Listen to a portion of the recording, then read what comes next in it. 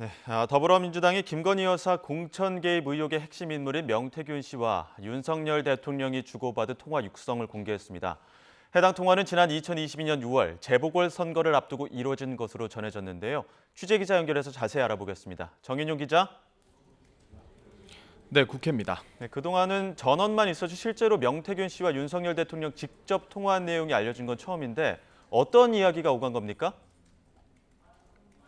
네, 민주당이 1시간 전쯤 긴급 기자회견을 열고 김건희 여사 공천 개입 의혹의 핵심 인물이 명태균 씨와 윤 대통령 사이 통화 녹취를 공개했습니다.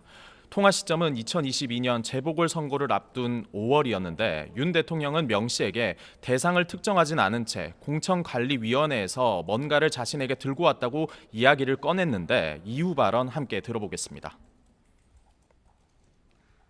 김영선이 경선에서 열심히 뛰었으니까 너는 김영선이 좀 해줘라 그랬는데 이게 말이 많네. 진짜 평생을이 잘했습니다. 고맙습니다. 이 통화는 재보궐선거를 앞둔 지난 2022년 5월 9일 이뤄졌다고 민주당은 주장했습니다. 실제로 이튿날인 5월 10일 공천이 됐다며 윤 대통령이 명 씨에게 국민의힘 김영선 전 의원을 공천받도록 한 정황이라고 민주당은 지적했습니다. 명 씨는 김 전 의원이 당시 재보궐선거에서 당선된 이후 자신이 공천에 기여한 점을 주변에 과시하면서 이를 들려준 거로 전해졌습니다. 그동안 명 씨의 통화 녹음 내용은 공개됐지만 직접 윤 대통령의 육성이 공개된 건 이번이 처음이어서 파장이 예상됩니다. 김 전 의원의 회계 책임자였던 강혜경 씨는 명 씨가 지난 대선 과정에서 당시 윤석열 후보에게 불법 여론조사를 해준 대가로 김 전 의원이 공천을 받았다고 주장해 왔는데요. 명 씨는 여론조사 비용을 김 전 의원이 일부 댔다는 사실은 인정하면서도 공천 대가라는 데 대해선 사실이 아니라고 부인해 왔습니다. 네, 각 당 상황도 보겠습니다. 여당은 지금 특별감찰관 추진에 속도를 내는 분위기라고요? 네, 그렇습니다. 어제 취임 100일 기자회견에서 대통령 친인척과 측근을 관리하는 특별감찰관 관철을 강조했던 국민의힘 한동훈 대표는 오늘도 특감 문제를 언급했습니다. 한 대표는 아침 회의에서 특별감찰관은 과거 비위보다 미래 비위를 예방하고 감시하는 데 중점을 두는 제도라고 강조했습니다. 그러면서 정부 여당이 남은 2년 반 민주당의 무리하고 과도한 공세를 방어하고 민생에 힘을 쏟기 위해 특감 임명이 필요하다고 설명했습니다. 어제 11월 안에 국민이 우려하는 문제의 해결책을 과감하게 제시하겠다고 한 만큼 서둘러 특감 절차를 진행하겠다는 의지로 해석됩니다.